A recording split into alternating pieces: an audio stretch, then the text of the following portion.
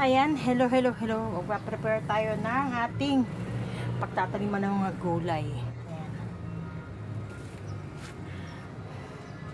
Tatanim tayo ng gulay. Pero, ayusin natin yung lupa natin. Pagsamasamahin natin yung mga dapat pagsamahin. Ayan. Meron tayong mga lumang kahoy-kahoy. Yan, pwede yan. Pwede yan. Ganyan tayo ng lupa. Mag-prepare bago natin taniman ng mga paglipatan ng mga yung mga umusbong na nating mga gulay. Ayun. Diba? Ayan tayo. Ayan. Ito lang to kasi pakukuluan ko. Tinanggal ko na kanina. Bilis mo lang to. Tatabasi ko na to. Pinutol ko kasi yan. Ayan. Kunin ko yung mga dahon, tapos pakukuluan ko. Yun, gagawin natin yung tea, sambong tea. O, diba? Yan. Mag-aayos tayo ng ating mga halaman. Yan.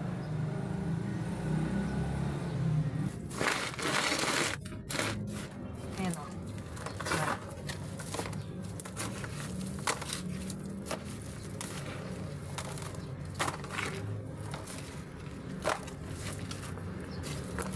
Ayan, today's video ay magtatanim, hindi pala, mag-aayos lang pala tayo ng mga lupa na pwede natin taniman ng ating mga pananim na gulay kapag nilipatan natin. Pero syempre, kailangan natin ayusin muna ang mga lupa, o diba? Kailangan mataba ang lupa bago natin transferan, lagyan ng mga pananim natin, o diba? Syempre, pagsamasamahin na natin ang ating mga dapat pagsamahin dyan, pero yung mga nabubulok at di nabubulo. At syempre, sayang ang lupa, ayusin natin ang ating mga pagtatamniman, o diba? Syempre, lupa muna, susunod yung mga paso-paso na pagtataniman natin, kailangan natin ayusin, o diba? Syempre, ang paghahalaman talagang kailangan meron ka dyang effort to the effort, o diba? Charot.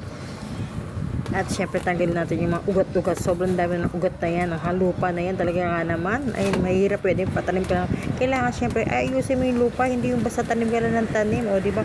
Paano yan? O diba? Puro ugat. Paano tutubo ang ating halaman? O diba? Kaya naman alis-alis muna tayo ng mga ugat-ugat. Kasi ayusin natin ang lupa. O diba? Paulit-ulit na lang tayo. Kaya naman todo ayos lang.